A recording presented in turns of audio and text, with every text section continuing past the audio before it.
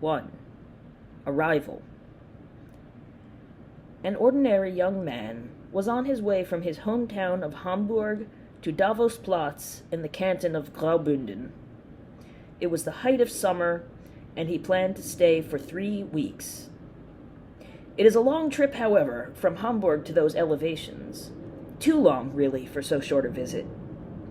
The journey leads through many a landscape, uphill and down, descends from the high plain of southern Germany to the shores of Swabia's sea, and proceeds by boat across its skipping waves, passing over abysses once thought unfathomable. From there, the path, which until now has followed grand, direct routes, turns choppy. There are stopovers and formalities. At Rorschach, a town in Swiss territory, you reboard a train that takes you only as far as Landquart, a small station in the Alps, where you must change trains again. After standing for a while in the wind, gazing at a rather uncharming landscape, you climb aboard a narrow-gauge train, and the moment the small but uncommonly sturdy engine pulls out, the real adventure begins, a steep and dogged ascent that will never end, it seems. The station at Landquart lies at a relatively low altitude, but now your route takes you on a wild ride up into real mountains, along tracks that squeeze their way between walls of rock. Hans Castorp, that is the young man's name, found himself alone in a small compartment upholstered in gray. With him, he had an alligator valise, a present from his uncle and foster father, Consul Tinapel, since we are naming names here, a rolled-up plaid blanket, and his winter coat swinging on its hook. The window was open beside him, but the afternoon was turning cooler and cooler, and being the coddled scion of the family, he turned up the silk-lined collar of his fashionably loose summer overcoat. On the seat beside him lay a paper-bound book entitled Ocean Steamships, which he had perused from time to time earlier on his trip, but which now lay neglected, the cover dirtied by soot drifting in with the steam of the heavily puffing locomotive. 2 days of travel separate this young man, and young he is, with few firm roots in life, from his everyday world, especially from what he called his duties, interests, worries, and prospects, separate him far more than he had dreamed possible as he rode to the station in a hansom cab. Space, as it rolls and tumbles away between him and his native soil, proves to have powers normally ascribed only to time. From hour to hour, space brings about changes, very like those time produces, yet surpassing them in certain ways. Space, like time, gives birth to forgetfulness, but does so by removing an individual from all relationships and placing him in a free and pristine state. Indeed, in but a moment, it can turn a pedant and philistine into something like a vagabond. Time, they say, is water from the river Lethe, but alien air is a similar drink, and if its effects are less profound, it works all the more quickly. And Hans Castorp experienced much the same thing. He had not planned to take this trip particularly seriously, to become deeply involved in it. His intention had been, rather, to put it behind him quickly, simply because that was how things had to be, to return quite the same person he had been at departure, and to pick up his life again where he had been forced to leave it lying for the moment. Only yesterday, he had been totally caught up in his normal train of thought, preoccupied with what had just occurred, his exams, and with what was about to occur, his joining the firm of Tunder and Wilms, dockyard machine works and boilers, and looking well beyond these next 3 weeks with as much impatience as his nature allowed. But now, it seemed to him that present circumstances demanded his full attention, and that it was inappropriate to shrug them off. Being lifted like this, into regions whose air he had never breathed before, and whose sparse and meager conditions were, as he well knew, both unfamiliar and peculiar. It all began to excite him, to fill him with a certain anxiety. Home and a settled life not only lay far behind, but also, and more importantly, they lay fathoms below him, and he was still climbing. Hovering between home and the unknown ahead, he asked himself how he would do up there. Was it unwise and unhealthy, perhaps, for him, born only a few feet above sea level and accustomed to breathing that air, to be suddenly transported to such extreme regions without spending at least a few days someplace in between? He wished he had already reached his goal, because once you were up there, he thought, you lived just as the people did everywhere, instead of having the climb constantly remind you of how unsuitable these precincts were. He looked out. The train was winding through a narrow pass. You could see the forward cars and the laboring engine emitting great straggling tatters of brown, green, and black smoke. Water roared in the deep ravine on his right. Dark pines on his left struggled up between boulders toward a stony gray sky. There were pitch-black tunnels, and when daylight returned, vast chasms were revealed, with a few villages far below. These views closed again, too, and were followed by new passes, with patches of snow left in clefts and crevices. The train pulled into dingy little stations and backed out again on the same set of tracks, confusing your sense of direction until you no longer knew whether you were heading north or south.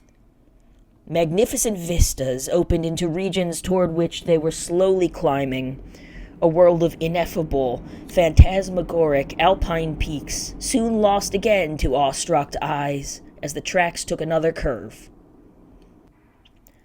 Hans Castorp thought about how he had left hardwood forests far below him, and songbirds, too, he presumed. And the idea that such things could cease, the sense of a world made poorer without them, brought on a slight attack of dizziness and nausea, and he covered his eyes with his hand for a second or two. This passed. He realized that their climb was coming to an end, that they had taken the crest. The train was now rolling more comfortably along the level floor of a valley. It was almost 8 o'clock, but still daylight. A lake appeared in the distant landscape. Its surface was gray, and from its shores, black pine forests climbed the surrounding slopes, grew thinner toward the top, and gave way at last to bare, fog-enshrouded rock. They stopped at a little station, Davosdorf, as Hans Castorp learned when someone outside shouted the name. He would be at his journey's end shortly. And suddenly, right beside him, he heard his cousin Joachim Ziemßen saying in an easy-going Hamburg voice, "Hello there, this is where you get off." And when he looked out, there on the platform below his window stood Joachim, wearing a brown ulster but no hat of any sort, and looking healthier than ever. He laughed and said again, "Come on, get off. Don't be shy." "But I'm not there yet," Hans Castorp said, dumbfounded, keeping his seat. "Sure you are. This is Davosdorf. The sanatorium's closer from here. I've got a carriage. Hand me your things." And with a laugh that betrayed his confusion and excitement at having arrived and seeing his cousin again, Hans Castorp lifted out his valise and winter coat, his plaid blanket roll plus cane and umbrella, and finally, ocean steamships. Then he ran along the narrow corridor and jumped down onto the platform for a proper and more or less personal greeting, though this was done without any exuberance, as is fitting between people who are cool and reserved by custom. Strangely enough, they had always avoided calling one another by their first names, purely out of fear of showing too much warmth of emotion. And since they could not very well address one another by their last names, they confined themselves to the use of familiar pronouns, now a deeply rooted habit between the two cousins. They quickly shook hands with some embarrassment. Young Ziemßen, never losing his military bearing, watched all the while by a man in livery with a braided cap, who then approached and asked Hans Castorp for his baggage ticket. This was the concierge of the International Sanatorium Berghof, and he proved quite willing to fetch the guest's large trunk from the station at Davosplatz, while the gentlemen themselves drove on ahead to dinner. The man had an obvious limp, and so the first thing that Hans Castorp asked Joachim Ziemßen was, "Is he a war veteran? Is that why he limps so badly?" "Right, a war veteran," Joachim replied somewhat sarcastically. "He's got it in the knee, or had it, that is, now that he's had his kneecap removed." Hans Castorp mulled this over as rapidly as possible. "Oh, I see," he said, lifting his head and hastily looking back as they walked on. "But you're not going to try to tell me that you still have anything like that, are you? You look as if you've already received your commission and were just home from maneuvers." And he gave his cousin a sidelong glance. Joachim was taller than he, with broader shoulders, the picture of youthful vigor, a man made for a uniform. He was very dark-haired, a type not all that uncommon in his blonde hometown, and his naturally dark complexion was now almost tanned bronze. With his large black eyes and dark little mustache above full, finely chiseled lips, he would have been downright handsome if his ears had not stood out so badly. For most of his life, they had been his one great sorrow, his only care. Now he had other worries. "You will be coming back down with me, won't you?" Hans Castorp went on. "I really see nothing standing in your way." "Back down with you?" his cousin asked, turning to him with large eyes that had always a gentle look, but that in the last 5 months had taken on a weary, indeed sad expression. "When do you mean?" "Why, in 3 weeks." "Oh, I see. You're already thinking about heading back home," Joachim replied. "Well, wait and see. You've only just arrived. 3 weeks are almost nothing for us up here, of course. But you, just here on a visit and planning to stay a grand total of 3 weeks? For you, that's a long time. Acclimatize yourself first, and you'll learn that's not all that easy. Besides, the climate's not the only unusual thing about us. You'll see quite a few new sights here. Just watch. And as for what you've said about me, well, I'm not in such fine feather as all that, my friend. Come home in 3 weeks. That's a notion from down below.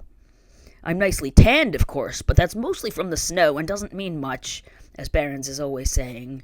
And at my last regular checkup, he said it's fairly certain it will be yet another 6 months. 6 months? Are you crazy? Hans Castorp cried. They were taking their seats on the hard cushions of a yellow cabriolet that had stood waiting for them on the gravel apron in front of the station, itself not much more than a shed. As the pair of bays began to pull, Hans Castorp spun around, now in vexation. 6 months! You've already been here for almost that long. We don't have that much time in life. Yes, time, Joachim said, nodding to himself several times, paying no attention to his cousin's honest indignation. You wouldn't believe how fast and loose they play with people's time around here. 3 weeks are the same as a day to them. You'll see. You have all that to learn, he said, then added, a man changes a lot of his ideas here. Hans Castorp gazed steadily at his profile. But you really have made a splendid recovery, he said, shaking his head. Do you think so? Joachim replied. It's true, isn't it? I think so too, he said, sitting up taller against the cushioned back, but immediately slumping again a little to one side. I am feeling better, he explained, but I'm not yet entirely well, either. The upper left lobe where the rattling used to be, there's only a little roughness there now. It's not so bad, but the lower lobe is still very rough, and there are also sounds in the second intercostal. How learned you've become, Hans Castorp said. Yes, a fine sort of learning, God knows. I would gladly have unlearned it all on active duty, Joachim retorted. But I still have sputum, he said with a nonchalant but somehow vehement shrug that did not suit him at all. And now he pulled something halfway out of the nearer side pocket of his ulster, showed it to his cousin, and put it away again at once. A curved, flattened bottle of bluish glass with a metal cap. Most of us up here have one, he said. We even have a name for it, a kind of nickname, a joke, really. Having a look at the scenery, are you? And indeed that was what Hans Castorp was doing, and he exclaimed, Magnificent! You think so, do you? Joachim said. They had first taken a street that was faced by an irregular pattern of buildings and ran along the railroad tracks, following the valley's axis, but then turned left and crossed the narrow tracks and a brook. They were now trotting up a gently rising road in the direction of wooded slopes and a low, outcropping meadow where an elongated building stood, its facade turned to the southwest, topped by a copper cupola, and arrayed with so many balconies that from a distance, as the first lights of evening were being lit, it looked as pockmarked and porous as a sponge. Dusk was falling fast. A pale red sunset that had enlivened the generally overcast sky faded now, leaving nature under the transient sway of the lackluster, lifeless, and mournful light that immediately precedes nightfall. Lights were coming up in the long, meandering, populous valley, dotting its floor and the slopes on both sides, particularly on the swelling rise to the right, where buildings ascended a series of terraces. Paths led up to the meadowed hills on their left, but were soon lost to sight in the dull black of pine forests. Behind them, the mountains in the more distant background, where the valley tapered to an end, were a sober slate blue. Now that the wind had picked up, the evening had turned noticeably cooler. "No, to be quite frank, I don't find it that overwhelming," Hans Castorp said. "Where are the glaciers and snow-capped towering peaks? Seems to me the ones here aren't all that high." "Oh, they're high all right," Joachim replied. "You can see the tree line almost everywhere. It's really quite clearly defined. The pines come to an end, then everything else. The end, then rocks, as you can see. And over there, to the right of the Schwarzhorn on that jagged peak there, is a glacier for you. Can you still see the blue? It's not that big, but it's a textbook glacier, the Scaletta Glacier. And there's Piz Michel and Tinsenhorn in the Gap. You can't see them from here, but they're always snow-covered year-round." "Eternal snow," Hans Castorp said. "Right, eternal if you like. And they're all very high. But we're dreadfully high up ourselves, keep that in mind. 5,300 feet above sea level, so you don't notice the difference in height that much. Yes, it was quite a climb. Certainly had me scared, let me tell you. 5,300 feet, why, that's over a mile high. I've never been this far up in my whole life." And in his curiosity, Hans Castorp took a deep breath, testing the alien air. It was fresh. That was all. It lacked odor, content, moisture. It went easily into the lungs and said nothing to the soul. "Excellent," he remarked politely.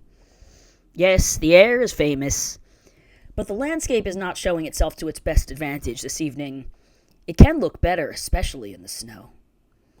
But you soon get your fill of staring at it." "Believe me, all of us up here have definitely had our fill of it," Joachim said, and his mouth wrenched in an expression of disgust that seemed both exaggerated and out of control, and once again it did not suit him.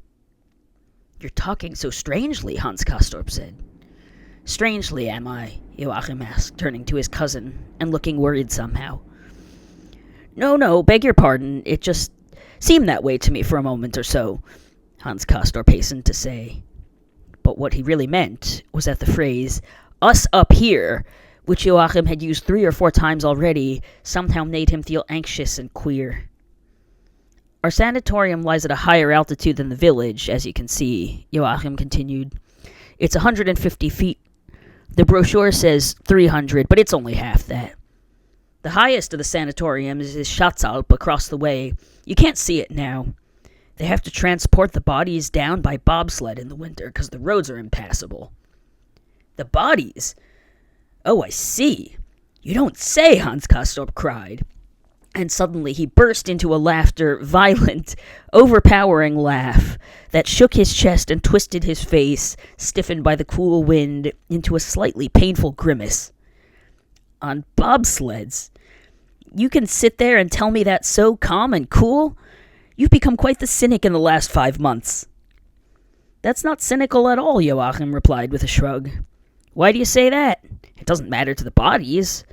All the same, it may well be that we do get cynical up here. Behrens is an old cynic himself, a regular brick, by the way, an old fraternity man, and a brilliant surgeon. You'll like him, seems to me. Then there's Krakowski, his assistant, a very savvy character. They make special note of his services in the brochure. He dissects the patient's psyches. He what? Dissects their psyches. That's disgusting, Hans Castorp cried, and now hilarity got the better of him. He could no longer control it. Psychic dissection had finished the job, and he bent over and laughed so hard that the tears ran out from under the hand with which he had covered his eyes. Joachim laughed heartily too. It seemed to do him good. And so the two young men were in fine good humor as they climbed down from their carriage, which had borne them at a slow trot up the steep loop of the driveway to the portal of the International Sanitarium, Bergmann.